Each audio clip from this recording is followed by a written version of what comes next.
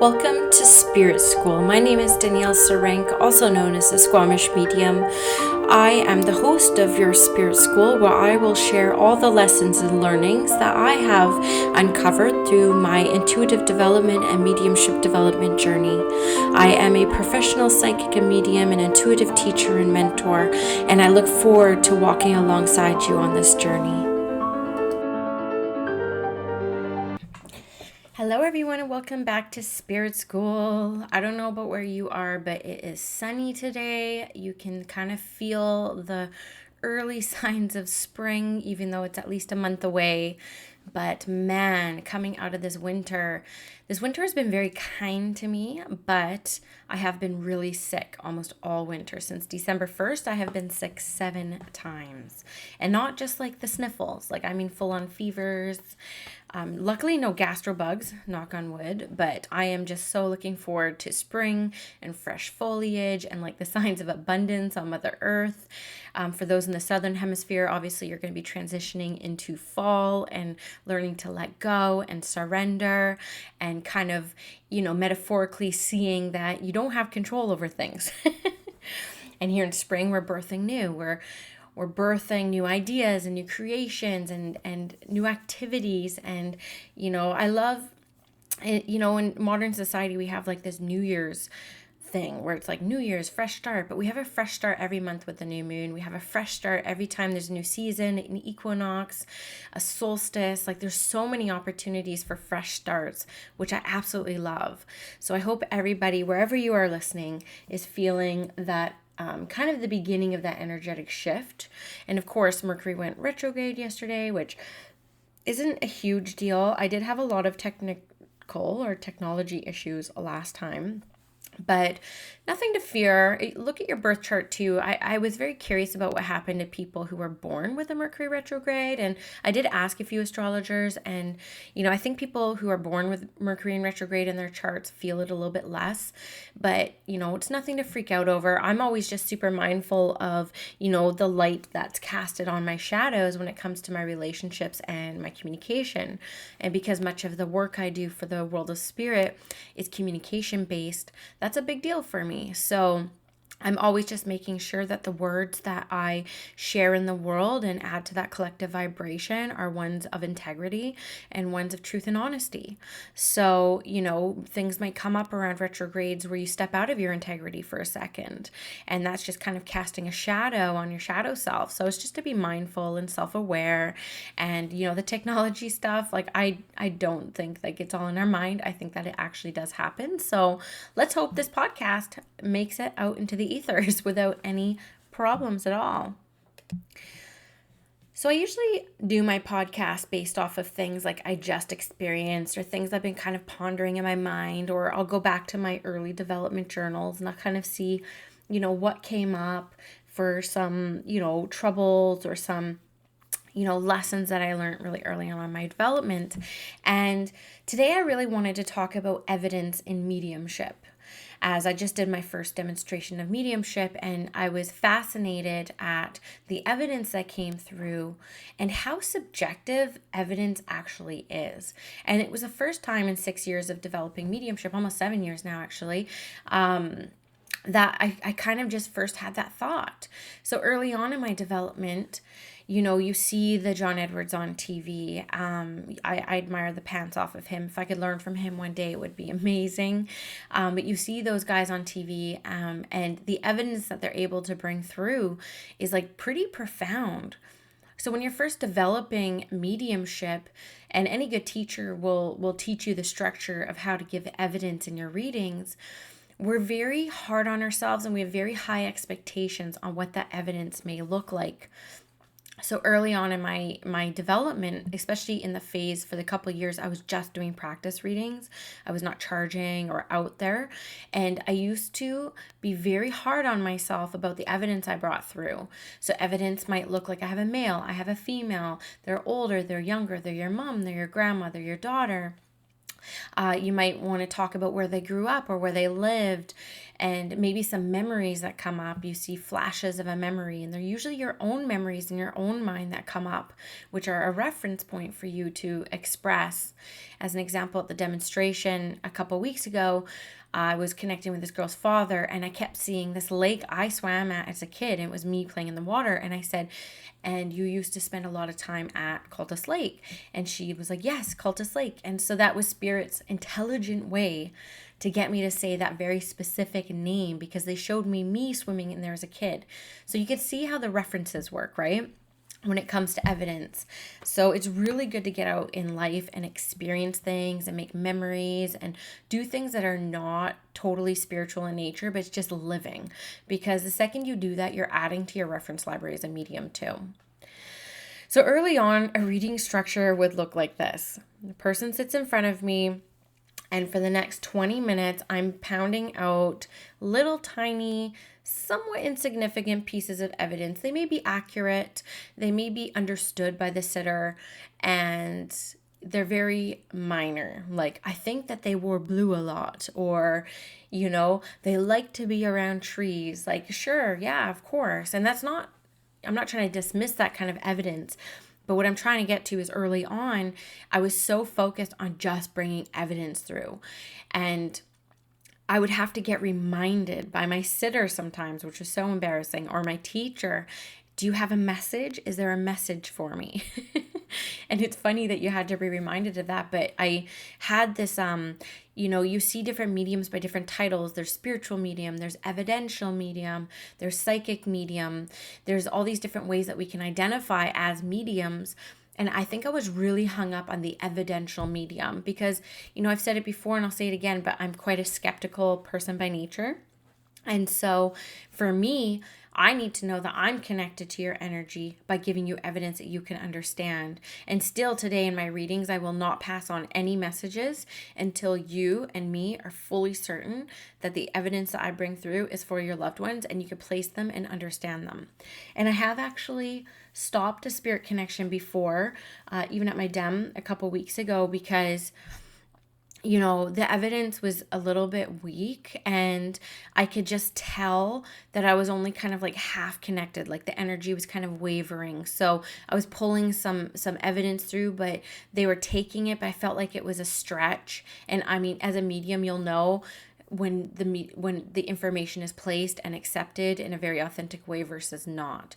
So I've even said, okay, I'm not feeling connected to the spirit. I'm going to ask them to come back after in a different way and bring me different information, and I'll move on. So I don't get super stuck and, determined and trying to make it work when the energy is just not there. So early on, a lot of expectations. Now it's even worse for people who are developing as mediums because now you got all these very good, very amazing, highly edited shows on TV of mediums just giving the most profound pieces of evidence. And that does happen in every reading. You will come up with the profound pieces of evidence, but in a 5-minute highlight reel, it looks a lot different than a 45-minute session. But people don't think about that all the time. So they think that they are not good mediums or they are not up to the standards of, the people on TV because they don't have that same kind of evidence. I don't want to go off on too much of a tangent, but what I'm trying to say around this is we have a different level of expectations of ourselves now than we did even 10 years ago or even 7 years ago when I was starting, because there wasn't a whole lot of mediums on TV back then. There was Sylvia Brown, there was John Edwards. So expectations are really the thief of joy. I say that all the time. I finished the book last year called The Expectation Hangover. I recommend it to every single person on this planet because it really just goes to show you what wasted energy expectations are. And from a mediumship perspective, you really want to manage those expectations when it comes around evidence. Because as I'm learning now, as I'm going on through my development journey, evidence is very subjective to the sitter. And what they find to be profound may not be what's profound for us. And it's not up to us to judge their experience. And I loved how Goop Labs on this episode 6, on the mediumship episode, when they talked to the scientist who was studying mediumship and the accuracy of it. And she said it perfectly when she said, skeptics are like hand over the transcripts. But when you read those transcripts, they don't mean anything to anyone else. The evidence is more felt by the sitter, and it's a fulsome, multi-dimensional experience for the sitter. Yes, I might only be saying one word that was the word that you were hoping to hear, but you're not only hearing that word, you're feeling your loved one around you at that very moment of when you whisper those words and you hear them. And so that doesn't translate well outside of the reading experience. So I often hear from people too who say, I listened to the recording and it didn't feel the same. I was like, no, because we co-created an atmosphere in which you actually touched heaven. You touched the aura of your loved one. And so when you listen back, it's two-dimensional, right? It's not multi-dimensional. I hope that kind of makes sense. So managing your expectations as a sitter as well, because I know not everyone who listens to my podcast is a developing medium. Some of you are just interested in mediumship and getting mediumship readings. And it's really important for sitters to manage their expectations as well. To give you an example around this, I had what I call a compassion reading. There's certain families that I know have suffered losses that I'll reach out to personally and ask them to come sit with me. Usually their loved ones inspire me to do that. And of course, it's all free. And a lot of these families come and see me on the anniversaries of the loved ones passing. There's about 4 families I do this for right now. And one of the sitters just wanted to hear one thing. Like, you got to talk about this. I'm just going to make it really random to keep, she was like, talk about, the oil change. And that's what she's whispering to her loved one on the other side. And that's all she's kind of open to hearing. And it really blocks the energy for a reader to connect with a loved one. But mediumship is a 3-way link. So I need to connect with my sitter, and I need to connect with the loved ones in spirit and my own energy. So it's a harmonious 3-way connection, mediumship. And if the sitter is so determined and just willing this information to come through, one, I might end up picking it up telepathically and more psychically because it's all you're focusing on, and 2, because your heart is not completely open in a state of surrenderance, which is what we need to connect with the world of spirit. You're going to have unmet expectations, and in turn your reader will have unmet expectations. So I always tell people, just come with an open heart and an open mind. Definitely talk to your loved ones, tell them what you hope to hear. And, my prayer of surrenderance is always, if not this, then better. Or if not this, then more. Or if not this, then whatever my soul needs at this time. And just hand it over to the world of spirit. So expectations play a lot in the, mediumship portion of the reading around evidence. And just to talk a little bit about a structure of a reading. It changes for me all the time, but really quite basically, I sit down, I connect with somebody's energy, I give a little bit of a chit chat just to kind of calm my own energy and acclimate to the other person's energy. And then I get them to spell me their name, so I get their voice, and their voice carries a vibration, and I just give whatever I get. Sometimes it's psychic information that comes through first, and sometimes it's the loved one stepping forward. But when it comes to mediumship and the loved one stepping forward, I always try to give at least 5 or 6 pieces of evidence that they will understand. And this could be around, of course, gender. I try, even though one teacher told me to stop trying, but try to identify a relation. So I'm working on that with spirit evidentially. I always say, mom, step on my right, dad, step on my left, mom's side on my right, dad's side on my left. And I test that out as I go, and it's usually pretty accurate. So that's a form of evidence. Personalities, if you're working in the clairsentience, you're able to bring forward personality traits or sayings or isms with your hands or your expressions. You might be able to bring through a birth month. That's what I got a lot on my demonstration. I was hearing months. And it turned out one of the people I was connecting with gave a name whose name was a month, right? So it was kind of cool. So that might be a little piece of evidence. And then you have to kind of go a little bit deeper with spirit. And different ways that I like to pull out evidence from the world of spirit is we so often forget that we are in a 2-way communication with the world of spirit. We don't have to just take what we receive. We can ask questions. It's literally like you're sitting with them there with you. So you wouldn't just sit there in an awkward silence with somebody. You would ask them questions like, what did you do for work? Which Spirit rarely talks about, by the way, with me. They never talk about money or work or even like possessions, hardly ever. But I will say things like, who are you with? What have you seen? And I'm getting them like, what's your happiest memory? And I'm asking them questions with a genuine curiosity because I want to know them a bit better too. And I feel like as readers, we feel so much pressure sometimes in our readings that we forget that human aspect of talking to spirit. We're just like, I need this, I need this, I need this, and it's all kind of take. And we need to remember that we are talking to, people who were once human and will be human again. And one day we're going to meet these people in the afterlife and we're going to have to face them. And we're going to have to say, I hope I made you proud. I hope I passed on your message in a way that you intended for it to land. And so we need to remember this as we're communicating with spirit so that we remain curious and that we remain authentic in our connection with them. So, Lindsay Marino actually taught me this, who I studied under for a little while, and she's lovely. And she used to always say, like, I wonder what about the button you're showing me, or I wonder about this memory you're showing me. And just really coming in with a curious mind. So that's kind of how the medium needs to sit in these sessions when it comes to kind of like pulling out evidence, and most importantly, not judge it. You can't sit there and put your own spin on what's coming through, and you can't filter the information coming through thinking that it's insignificant or it's not powerful enough or it's not a name or it's not a date or it's not a passing.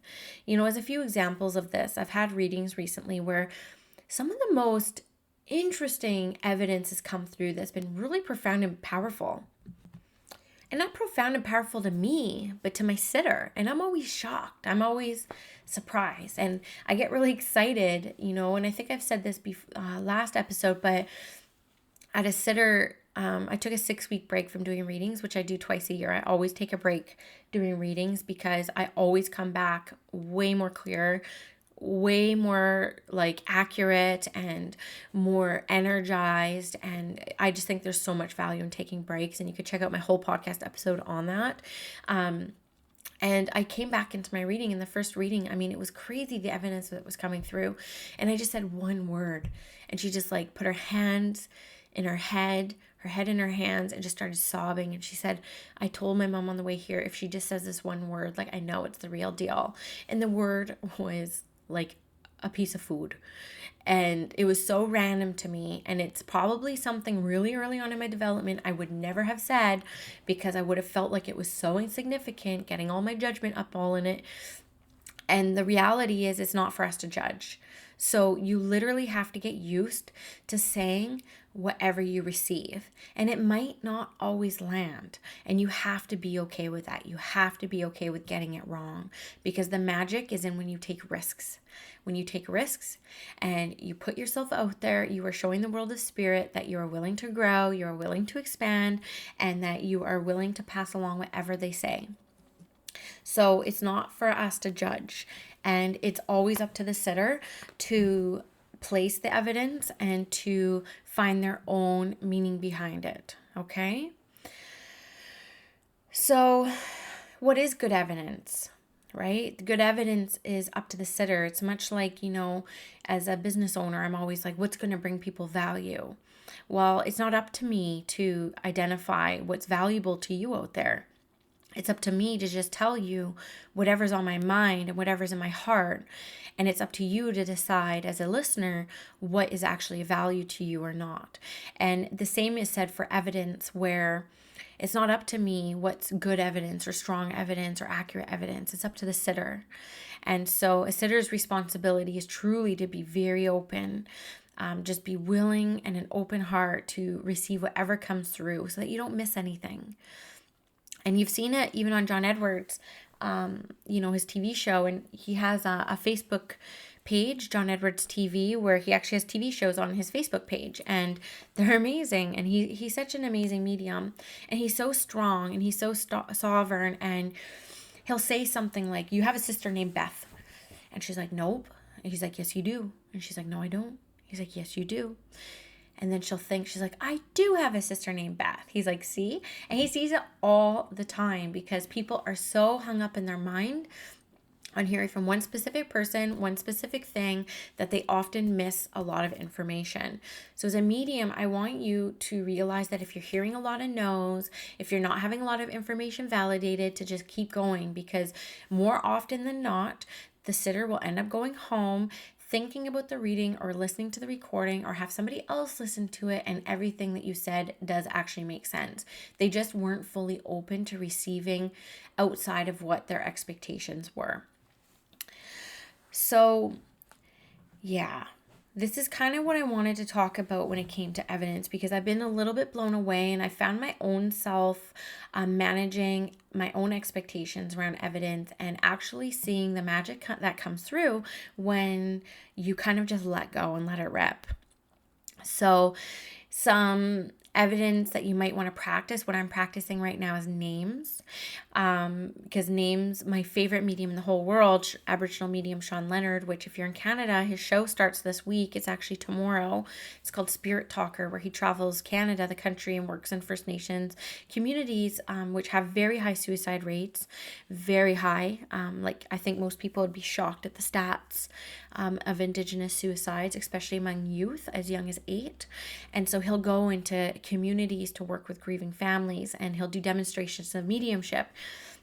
And his evidence is phenomenal because he's a name guy. I won't say all he gets is names, but it's how he starts his readings. He'll just start spewing names, and they're always accurate. And they're always, I saw him live in October. I think it was October 8th in Vancouver. Not one name was wrong and unplaced. And when I studied under him for a year, and I had a reading with him. I said, "How do you get names?"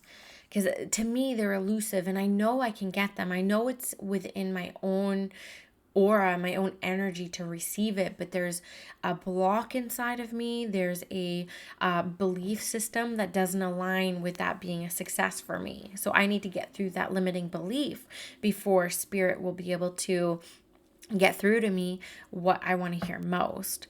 And he said to me, "Danielle, I've been doing this for 30 years. He's like, "So yeah, after 30 years, I can get all these names, and you'll get names too." He's like, "But I just had to kind of learn to listen quietly." And so he gets his names through clairaudience, through hearing them. And so when I got a name at my demonstration, Spirit was actually showing me a calendar, like a monthly calendar, and they were highlighting for me the J names. So I was like, "Why are they showing me a calendar with the J names, June, July, January?" And she said, "My daughter's name's June." And I freaked out. I was like, "Really?" I'm like, "Interesting." So that was a way that they gave me a name that I couldn't have expected. And if I didn't show up with an open heart and open mind, I would have missed it. And if I was trying to analyze the information as it was coming through, I may have created a story around those months. I may have gone into my ego and have said, "I feel like, something will happen," or "something happened." And, you kind of lose the plot when you go into that space. It's a very egoless job doing this work, but your ego will be tied up and married into your mediumship until it isn't. So again, if you're in your first few years and I'm telling you all the things I used to do, just know, keep going, because that you will come out of that. You will come out of that. So names is really good. I always try to find dates. I love numbers. And for so long, the numbers I said did not land. But I just kept getting them. So I had to keep saying them, and I continue to say them. And now I'm kind of in a place where the numbers are starting to land. People are being able to place them. And I don't exactly know or understand where that shift happened. I do feel like Spirit rewards us when we're kind of courageous and we kind of step out of our ego and we're not scared to get it wrong. And so I just kept going, and I kept telling Spirit, "I'm not giving up." I'm like, "I know this is something, and I don't quite get it yet, what all this means, but I'm going to keep going because it keeps coming up." And now they're just actually starting to land. But I really encourage you to work with your clairvoyance in getting memories. because memories, you feel all the feels when you recall memories. And for a sitter, Maya Angelou says this: they won't remember what you said or what you did, they'll remember how you made them feel. And memories are so powerful to bring up emotions, and our bodies remember through that experience of feeling into that emotion. So I would go there. And then another thing I also ask Spirit every time is, what have you seen? So I want to know current day stuff, like stuff that I wouldn't know that you have seen. So one of the readings I had a couple weeks ago, I said, I feel like they're showing me you going to like Hawaii or California.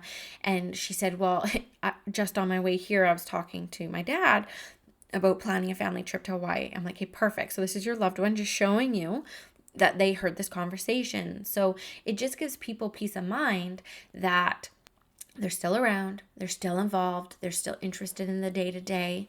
And chances are they are kind of at play and a player in making this vacation happen. And something will likely happen on that vacation that will make you remember them, or you might honor them, or everyone might start talking about this spirit. And that's because their energy is with them so closely. So to wrap this up in summary, it's okay to feel whatever you're feeling around evidence. I encourage you to manage your expectations as a medium. Definitely keep pursuing things that are a struggle for you. Don't give up on them. Start playing with different forms of evidence. Maybe get out of what you're typically doing and stretch for something a little bit different. And as a sitter, you need to manage your expectations as well. You need to come in with a very open heart, place your wishes out there, place your thoughts out there, and just trust that if the medium can grab it, they will. But the chances are, the one lady who wanted that one specific thing, I didn't have a reference for it, so I would never have gotten it. So you have to understand that when you're working with a specific medium, you're agreeing to work within the references of their life. And so if they don't have a reference for what it is you want to hear, they may not be able to pick it up.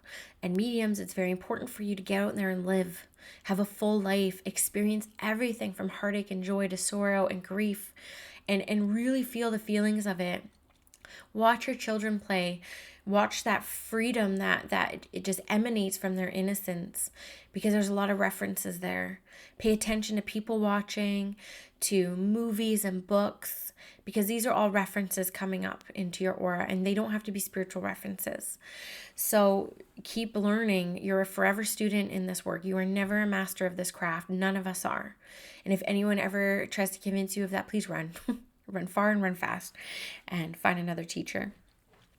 And most of all, have fun. You need to have fun. You need to lighten up, and you just need to trust and just know that you will get it. And the fears that you have now are just going to be teachable moments in the future. So thank you guys for listening. I hope that you have a lovely last few weeks of winter. I'll probably hit you up again next week with another inspired podcast. And if you enjoyed this one, I'm shocked I only have 2 or 3 reviews. So if you would love to read a review, it just helps the algorithm so that more people can discover Spirit School. So I would love it if you give a 5-star and actually write out a review. It would mean the absolute world to me. So thank you guys so much, and we'll check you next time.